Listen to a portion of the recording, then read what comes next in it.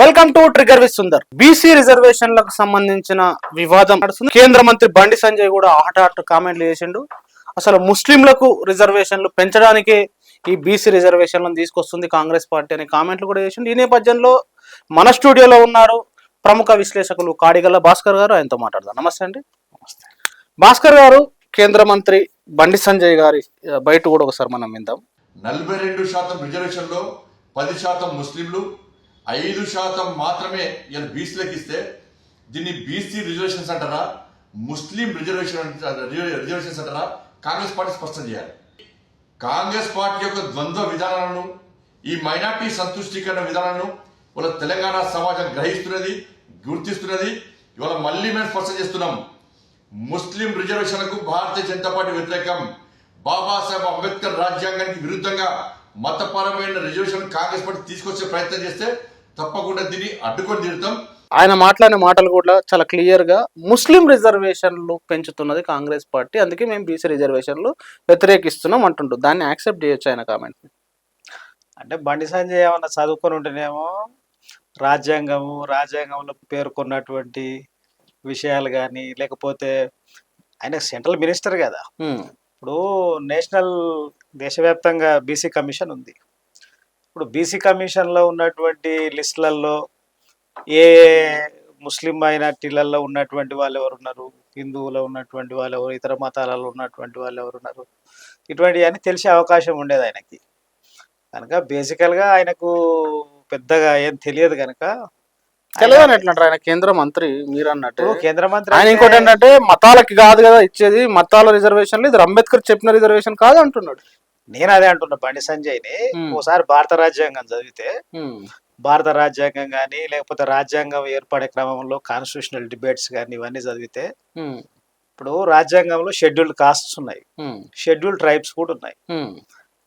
అట్లాగే OBC, OBC అంటే other backward class. అవును, అదర్ బ్యాక్వర్డ్ కాస్ట్ కాదు, అదర్ బ్యాక్వర్డ్ క్లాస్ అనేటువంటిది ముస్లిం అదర్ బ్యాక్వర్డ్ క్లాస్ అని ఉందా, లేకపోతే హిందూ అదర్ బ్యాక్వర్డ్ క్లాస్ అని ఉన్నదా?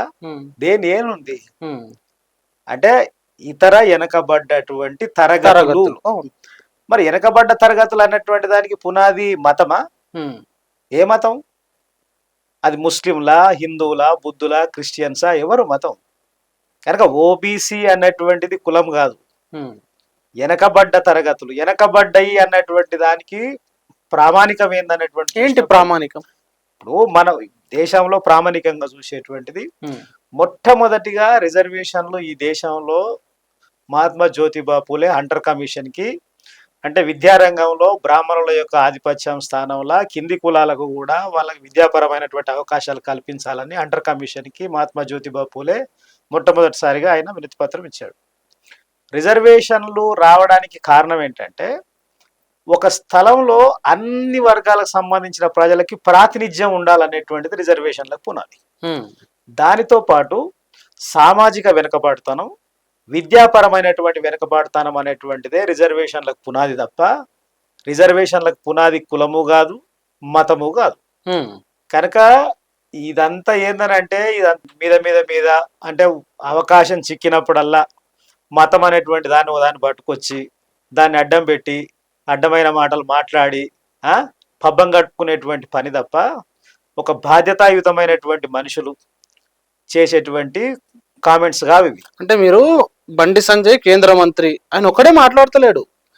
కేంద్రంలో దేశంలో ఉన్న బీజేపీ నాయకులు అనేక మంది, చాలా చదువుకున్న వాళ్ళు, లాయర్లు, వీళ్ళందరూ ఇదే కామెంట్ చేస్తారు. ఇది మతానికి సంబంధించింది కాబట్టి మేము అంగీకరించామనేది కామెంట్ చేస్తున్నారు. మతం ఎక్కడుంది అసలు అని నేను అడుగుతున్నా.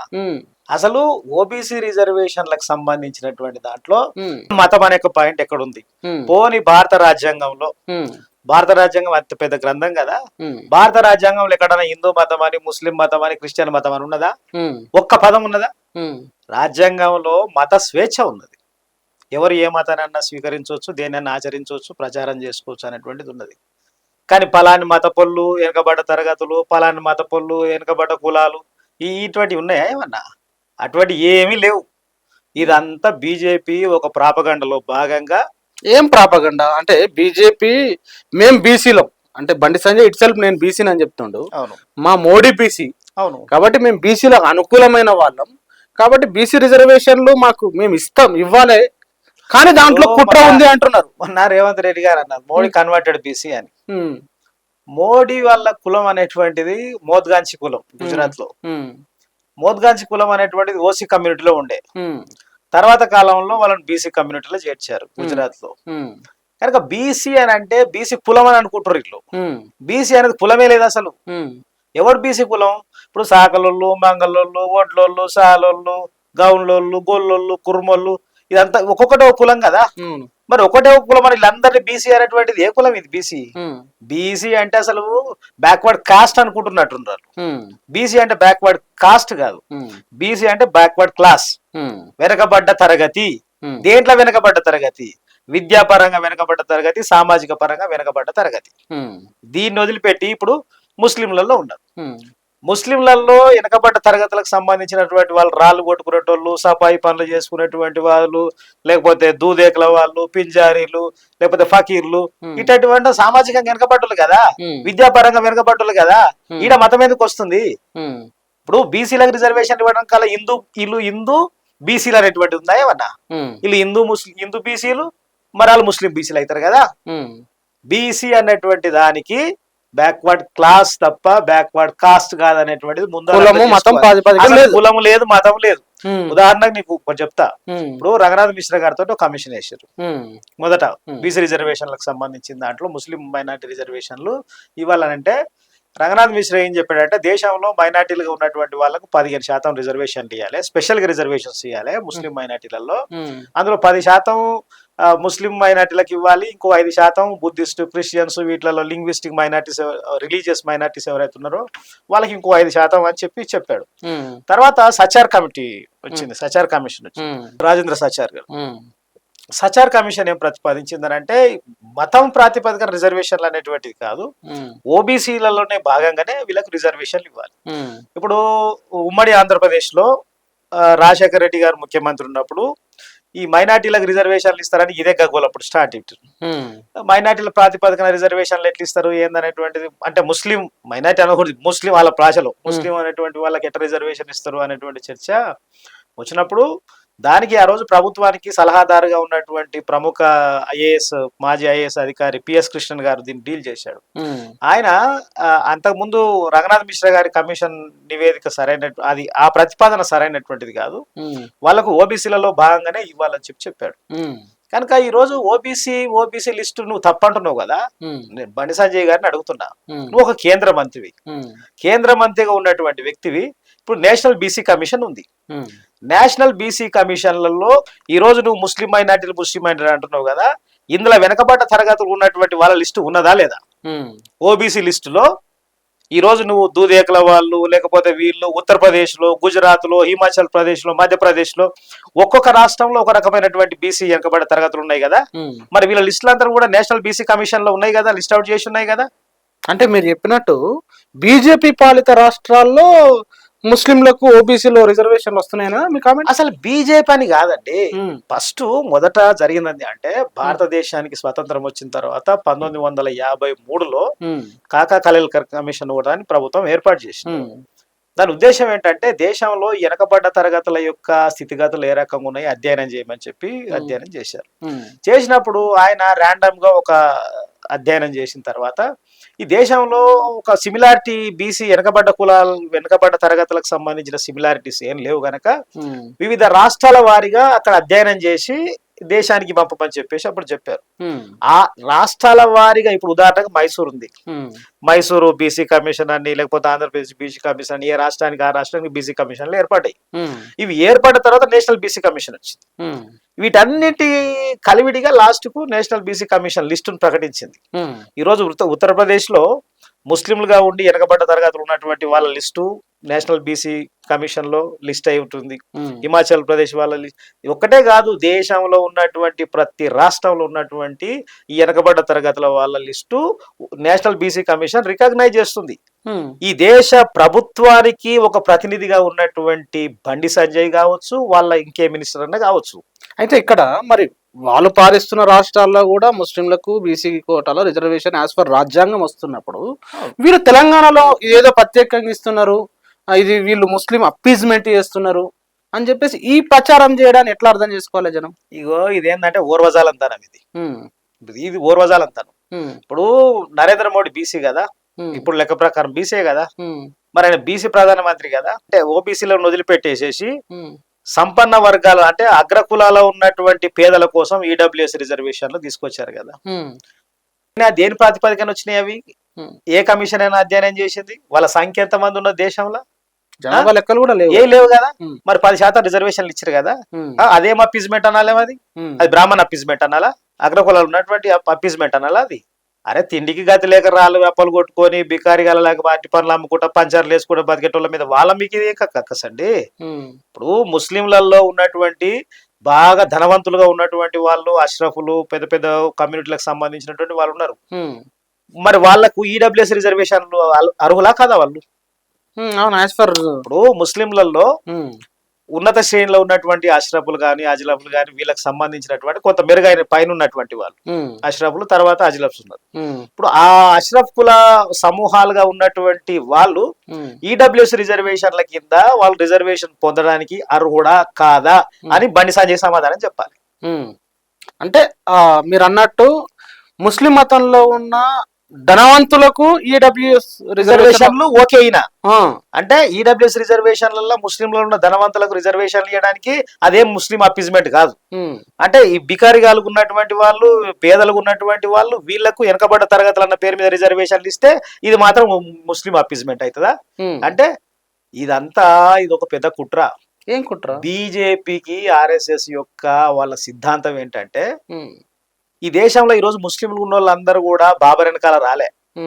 బాబర్ వెనకాల అక్కడ నుంచి ఇక్కడికి 1556 జరిగినటువంటి పానిపట్టు యుద్ధం కన్నా ముందు వాళ్ళతో పాటు వచ్చిన వాళ్ళు కాదు. వీళ్ళంతా ఇక్కడ సమాజంలో ఇక్కడనే పుట్టి ఇక్కడనే పెరిగి ఇక్కడ కుల వృత్తులు చేసుకుంటా వాళ్ళకి మతం లేని కాలం నుంచే కులం ఉంది దేశంలో. వీళ్ళందరూ ఇక్కడ ఉన్నటువంటి దాన్ని వాళ్ళు ఈ హిందూ మతంలో ఉన్న అసమానతల వల్లనో ఇతరాతనో వాళ్ళు మతం మార్చుకొని దాంట్లోకి పోయారు.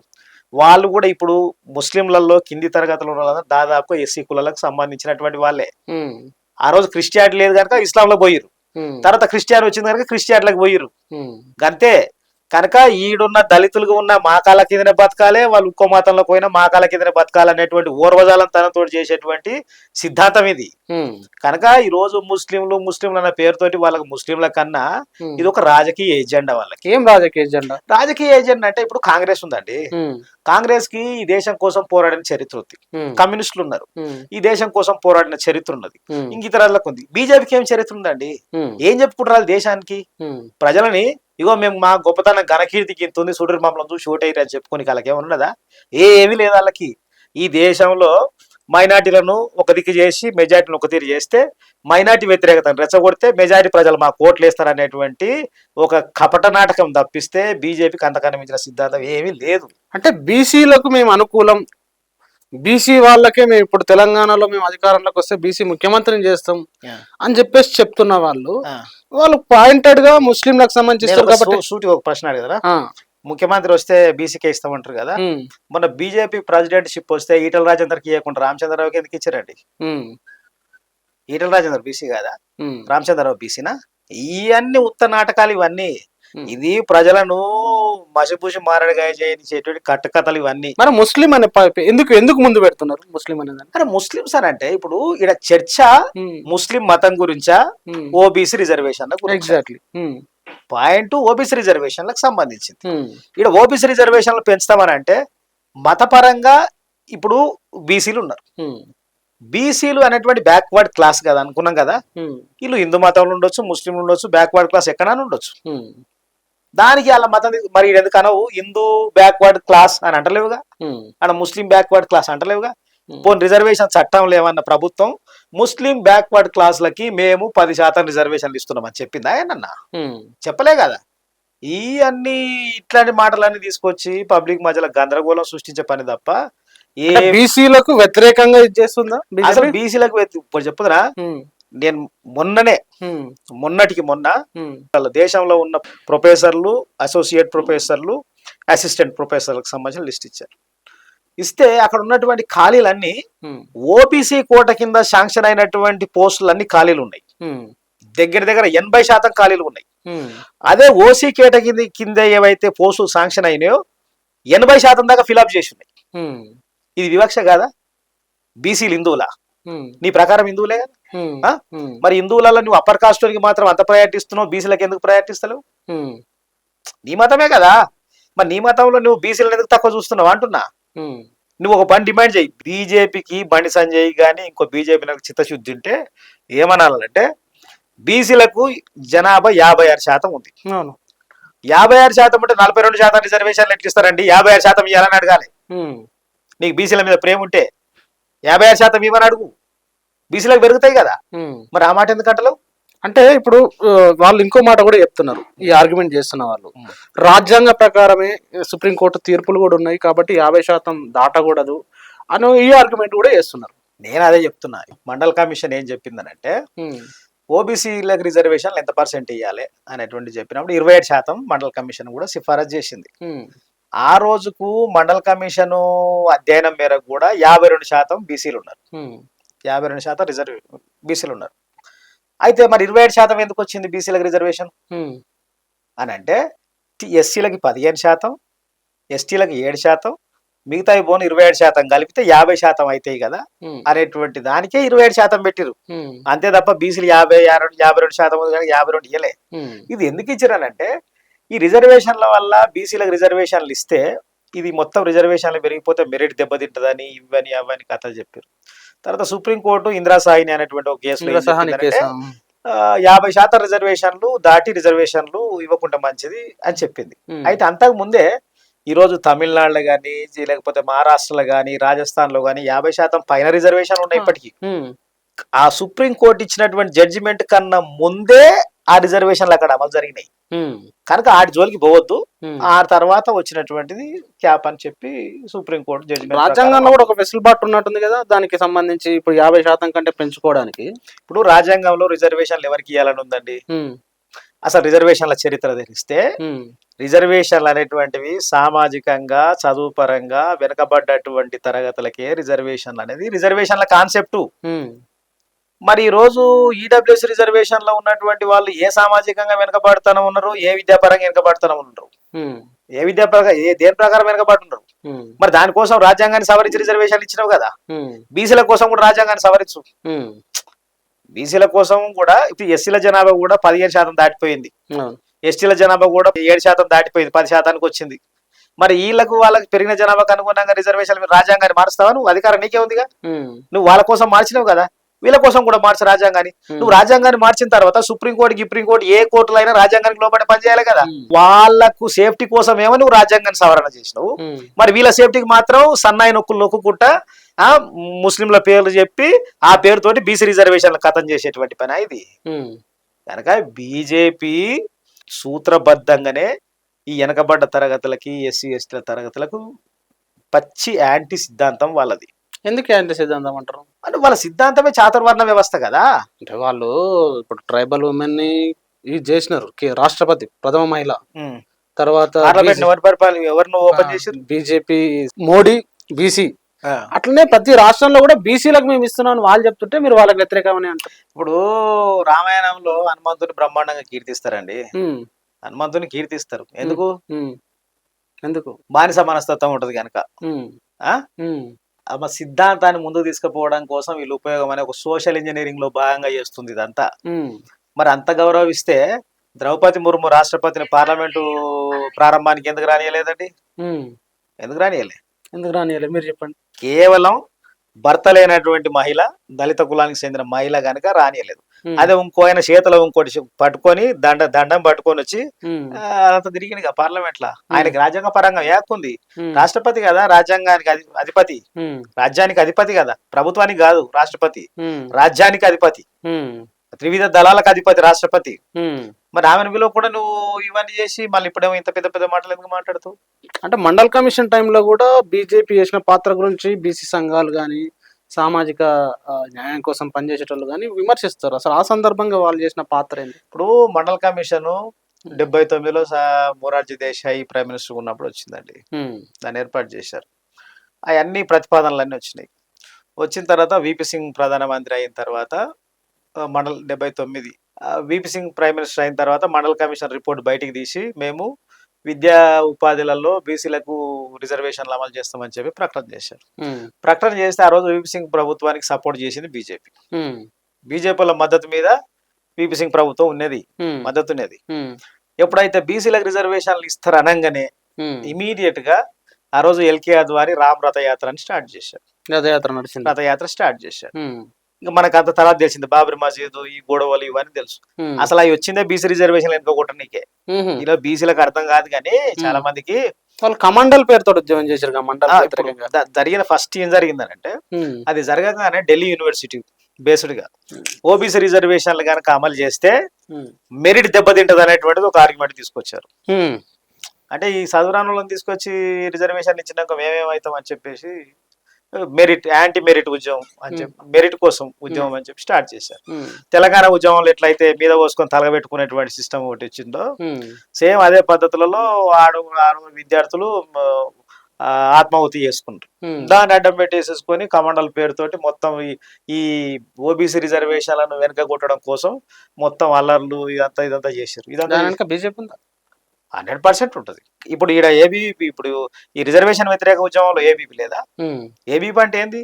బీజేపీ అనుబంధ సంఘమా? కాదు, ఆర్ఎస్ఎస్ అనుబంధ సంఘం.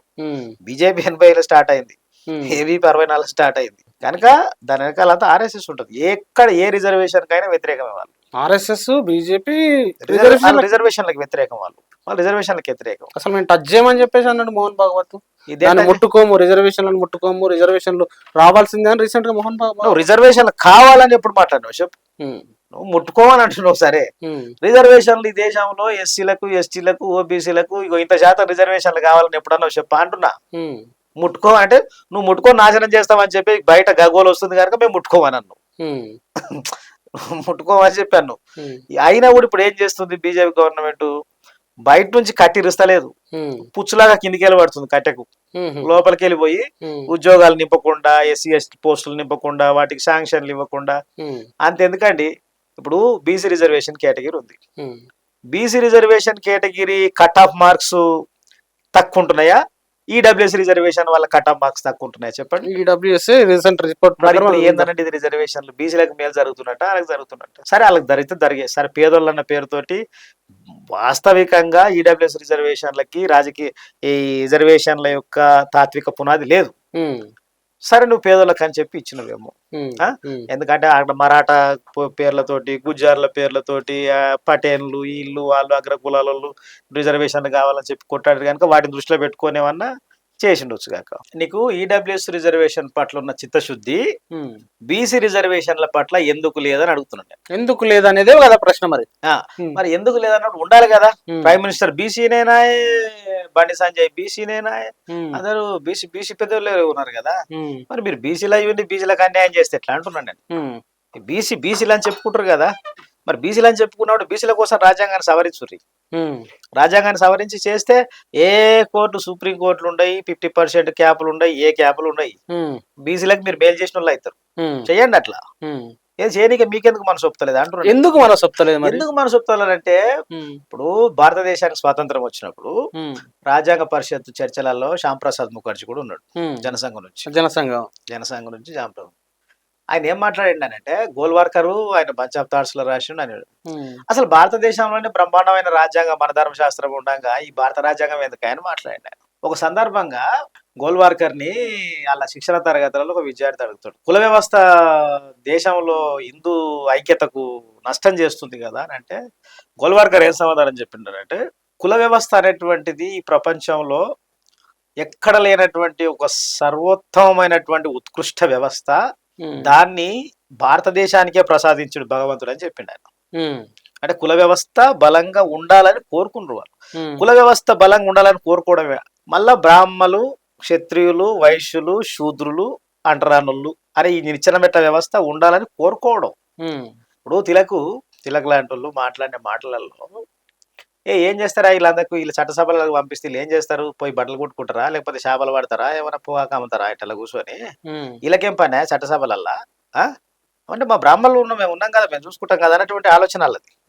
ఇప్పటి కూడా ఈ దేశాన్ని మేము పరిపాలించాలి, మేము కదా ఈ వ్యవస్థనంతా నిలబెట్టాల్సినటువంటి మేధావులము, వీళ్ళు చదువుకొని ఏం చేస్తారు అని అంటారు వాళ్ళు వాళ్ళ దృష్టిలో. ఈ బీసీలు గీసీలు వీళ్ళంతా చదువుకొని ఏం చేస్తారా, మనం ఏమేం చేయాలి, మాకున్నది ఒకటే వృత్తి అండి అంటారు వాళ్ళు. మన ధర్మ సిద్ధాంతంలో ఉన్నటువంటి సిద్ధాంతమే ఈ రోజు ఆర్ఎస్ఎస్ సిద్ధాంతం, ఆర్ఎస్ఎస్ సిద్ధాంతం, బీజేపీ సిద్ధాంతం. కనుక బీసీలు వీళ్ళు ఇట్లనే ఉండాలనే కోరిక వాళ్ళకి. కాకపోతే రాజకీయ అధికారం కోసం అవసరం కనుక అదొక జపం చేసి సోషల్ ఇంజనీరింగ్ పేరుతోటి ఓట్లు వేయించుకునేటువంటి వ్యవహారం ఇదంతా, అంతకన్నా మించి ఏమి కాదు. కనుక మన ధర్మశాస్త్రం చాతుర్వర్ణ వ్యవస్థ ఏదైతే ఉందో ఈ చాతుర్వర్ణ వ్యవస్థను ఇట్లనే కాపాడాలనేటువంటిది వాళ్ళ వాళ్ళ బలమైనటువంటి సిద్ధాంతం, వాళ్ళ కోరిక. అంటే బీసీలకు ముస్లిం రిజర్వేషన్లు ఇవ్వకుండా ఉండడానికి ముస్లింల పేరు వాడుతురా? ముస్లింల ఈ రోజు బీజేపీకి ఓబీసీ రిజర్వేషన్లు ఇష్టం లేదు, బీసీ రిజర్వేషన్లు పెంచడం ఇష్టం లేదు వాళ్ళకి.